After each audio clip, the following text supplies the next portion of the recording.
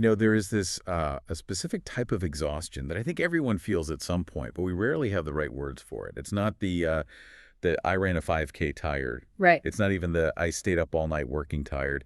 It's more of an existential heaviness. It's the feeling that you are just, dense. Like gravity is pulling on you specifically, just a little bit harder than everyone else. That is actually a profound place to start. It's what the mystics might call spiritual inertia, the sensation that the soul is just dragging a lot of extra weight around. Exactly, inertia. And the reason I bring this up today is that our deep dive is centered entirely on a text that doesn't just acknowledge that feeling, it actually turns it into a physics problem. We're looking at a composition that uses the metaphor of a sinking stone to explain the human condition. It's a very visceral image. We're diving into a specific shabad, or hymn, from the Sikh tradition. It's written by the fourth Mehla, Guru Ram Das Ji, and it's set in a musical measure known as Rag Dhanaasaree. And before we get to the stone and the sinking part, I want to set the stage a bit for you listening. We've got this specific musical context, Rag Dhanaasaree, and it's from a section with a specific structure called Chau-Padhay, specifically ghar 1. So, for someone who isn't a scholar of these texts, what are we actually looking at here? Why does this structure even matter? So Chau-Padhay literally translates to 4 verses. It's a very compact, punchy structure. It's designed to take the listener on a complete arc, going from a problem to a solution in a very short span. It doesn't meander at all. And the rag, the musical mode, is really crucial context here. Right, because these aren't just poems on a page. They're lyrics designed to be sung in a very specific emotional key. Precisely. Rag Dhanaasaree is traditionally performed in the afternoon, and it carries this mood of reassurance. Imagine a child who's been lost in a crowd, panic is rising, and then suddenly they spot their parent. That specific wash of relief, that is Dhanaasaree. It's a cry for help, but it's a cry made with the underlying knowledge that help is actually already there. Which is really interesting because the text starts in a pretty dark place. It doesn't start with the relief, it starts with the crisis. And our mission for this deep dive is to decode this 4-part journey, going from the crisis of being a sinking stone to the alchemy of the fire, and finally, the perfect medicine. And alchemy is really the perfect word for it. We're going to see how base, metal-like, heavy, rusted metal gets turned into gold. Let's jump right into the deep end then, verse 1. The opening line is startlingly direct.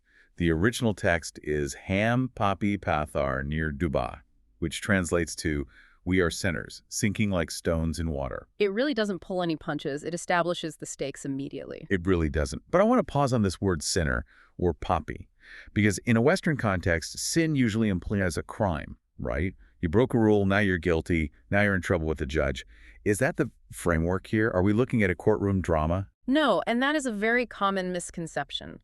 In this philosophical framework, sin isn't necessarily about legalistic guilt or breaking a rule book. It's about separation. It's about misalignment. Just look at the metaphor the guru uses, pathar, stone. The focus isn't on the stone being evil or immoral. The focus is on the stone's physical properties. The physics of it. Exactly. What is the fundamental nature of a stone? It's dense, it's hard, and most importantly, it has absolutely zero buoyancy.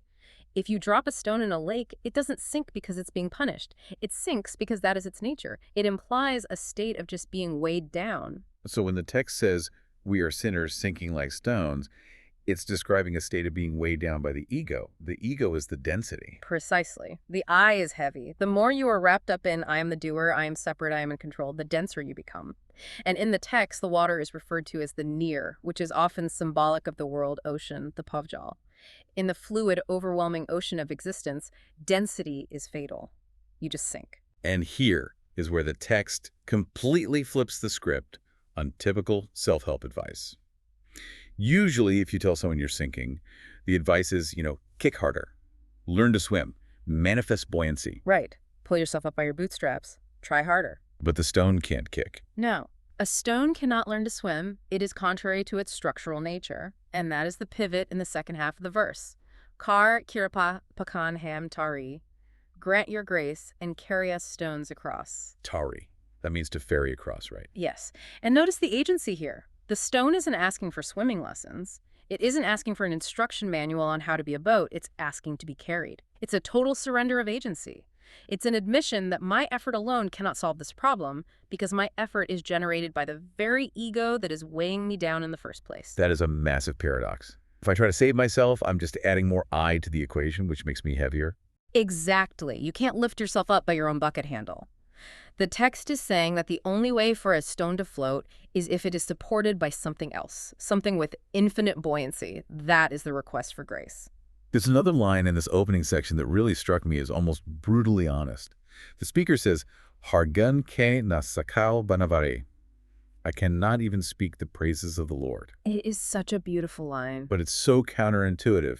Usually, religious texts are full of people praising. Here, the opening bit is, I can't even get the words out. I don't even know how to do this. Think about the authenticity of that, though. If you are drowning, truly drowning, you don't recite poetry, you gasp. This admission, I am so heavy, so dense, that I can't even perform the ritual of praise correctly, is actually the highest form of prayer. It's the empty cup principle we talk about often. Because you aren't faking it, you aren't putting on a show. You aren't pretending to be a good swimmer, you're admitting you're a stone. And grace flows into the lowest places. By admitting your incapacity, you create the vacuum that draws grace in. It's the ultimate humility. So we've established the condition. We are stones. We are sinking in the ocean of the world because of our density. We need to be carried. But the text then shifts gears in verse 2 to explain why we are like this. We aren't just stones, we are dirty stones. Rusty stones, this is where the imagery gets metallurgical. We move from physics to chemistry. Verse 2 says, Janam janam kalaji bik maracha. The rust of poison and corruption from countless incarnations sticks to us. Okay, let's unpack maracha. Rust. This feels like a very specific choice of word. Why rust and not just mud or dirt? It's a critical distinction. Dirt sits on the surface. You can wipe dirt off with a wet cloth. Rust is different. Rust is what happens when the metal itself reacts with the environment. It's oxidation. It eats into the integrity of the material. It bonds with the metal. And it takes time. Rust doesn't happen in 5 minutes. That's the key. The text says janam, birth after birth. The text is suggesting that our heaviness isn't just about what you did last Tuesday or a mistake you made 10 years ago. It's conditioning. It's layers of patterns, habits, and reactions that have accumulated over lifetimes. That implies that the original metal, the soul or the conscience, is actually buried under layers of this corrosive crust. We don't even know what we look like underneath it. We've become the rust. We identify with the corrosion, not the gold underneath. So if I'm a rusty stone or a rusty lump of iron, how do I get clean? You can't just wish rust away. The text gives a prescription, and it involves the Sangat. Yes. By the grace of the true guru, Satigur Prasaadh, it says, Lag Sangat Sad Savari. Joining the Sad Sangat, the company of the holy, it is cleaned away. Now, stop me if I'm being cynical, but company of the holy usually conjures up images of polite tea parties or people sitting in quiet rows nodding their heads. But the analogy the guru uses next is, well, it's violent. It is intense. Jau Kanchan by Santar Tayo, like gold heated in the fire. Fire by Santar. So the Sangat isn't a warm blanket or a social club, it's a furnace. This is a crucial distinction that I think a lot of people miss. We go to spiritual communities looking for comfort. We want to be validated. We want people to tell us we're doing great. But Guru Ram Das Ji is saying, no, if you want to get rid of rust that has been accumulating for lifetimes, you don't need a soft cloth. You need fire. Explain that process. How is a community of people of fire? Think about what happens in a high-integrity environment. When you're around people who are truly disciplined, who are truly seeking the truth, your own rust becomes immediately visible. It's uncomfortable. Right. If I'm arrogant and I walk into a room of truly humble people, my arrogance stands out like a sore thumb. It burns. I feel the heat of the contrast. Exactly. The heat of the Sangat is the friction of truth. It challenges your ego. It melts down your defenses. When gold is putting fire, the heat separates the impurities from the pure metal. The impurities, the mal rise to the top and are skimmed off. So the fire isn't there to destroy the gold. No, the goldsmith loves the gold. He burns it because he values it. He wants to save it from the dross. The fire is an act of love, even if it feels like destruction to the rest. That reframes the entire experience of judgment or discomfort in spiritual spaces. If you feel heat, maybe it's working. If you're comfortable, you probably aren't growing. If you're being heated, the rust is falling off. The text actually says, Malkati katit altari, the filth is cut and removed. Okay, so we've gone from the water, the sinking, to the fire, the purifying. Now we move to verse 3, which introduces the medicine. Okay. Harokad Jagpura. The name of the Lord is the most perfect medicine in this world. I love the medical framing here. It changes the paradigm again. If you are a sinner, you need a judge. If you are rusty, you need a fire. But if you are sick, you need a doctor. And the text treats the ego, or the separation, as a disease. Yes. And the medicine is very specific. It's the divine name, har, har, har. Why the repetition, though? The text emphasizes hard Japan, Chau-Padhay Reiti chanting day and night. Why isn't saying it once enough? Is it just rote memorization? Think about the rust analogy again. The rust is constant. Entropy is constant. The world is constantly trying to oxidize you, to weigh you down with more ego, more desire, more fear. The rusting process never sleeps. So you need a constant countervailing force. Exactly. You don't take an antibiotic once and hope it clears a severe infection. You have to maintain the therapeutic level in the blood. Chanting day and night isn't about mindless repetition. It's about maintaining a vibrational frequency that keeps the rust from settling back in. It's active maintenance. And what is the exact target of this medicine? The text is explicit, Hukamnama. Ego is killed, or ego is conquered. We're back to the weight.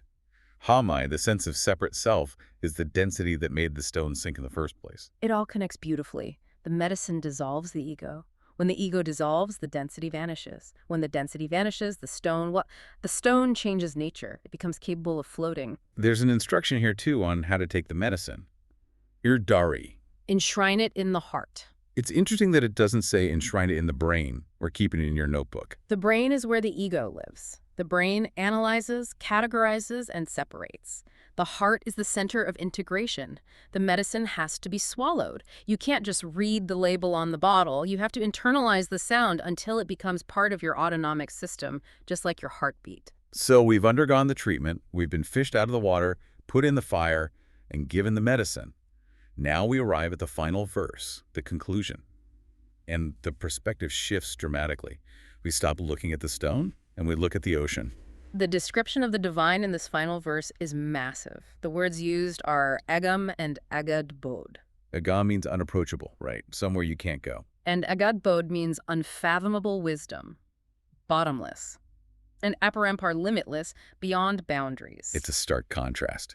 In verse 1, I'm a little dense stone. In verse 4, the Creator is this infinite, bottomless, unknowable mystery. The contrast is exactly the point. It emphasizes the absurdity of the stone trying to save itself. How can a finite stone comprehend the infinite ocean? It can't. The gap is simply too wide. So what's the final move? If I can't comprehend it and I can't swim to it, what do I actually do? You appeal to honor? This is the line, Jen Nanak Pei Feburary, save the honor of servant Nanak. Unpack page for us.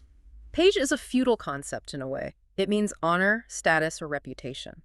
But in the devotional context, it's not Nanak asking for his own reputation to be saved. He's not saying, don't let me look bad in front of the neighbors. No, he's saying, I am your servant. I wear your uniform. If I sink, it reflects on you. That is incredibly bold. It's the boldness of intimacy. It's like a child saying to a parent, you have to hold my hand because you're my dad. It shifts the entire responsibility of salvation from the servant directly to the master. You are the petit pavan, the purifier of sinners. That's your title. If you don't purify me, you aren't doing your job. Essentially. But it's done with total humility, not arrogance. I am a sinking stone. You are the infinite life of the world, Jagjivan. The only way this works is if you maintain your honor by carrying me. It's the ultimate surrendering of the burden. The weight is no longer yours to carry. And that brings us full circle. We started with the feeling of heaviness, the burden of mistakes, the sack of stones.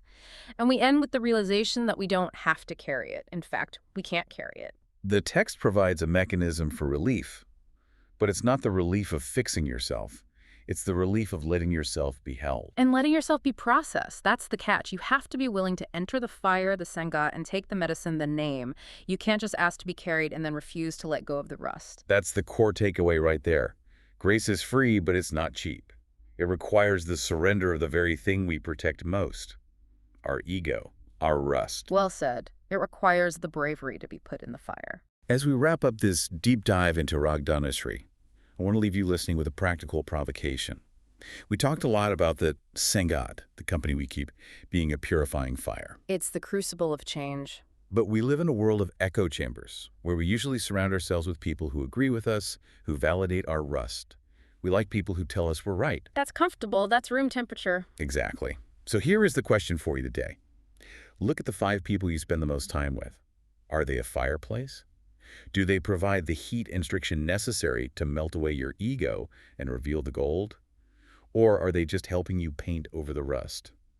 That is a confronting question. It is. But if you want to float, you might need to find a hotter fire. Indeed. Sometimes the heat is the greatest mercy. Thank you for diving deep with us today. From the sinking stone to the gold in the fire, it's been quite a journey. We'll see you on the next one.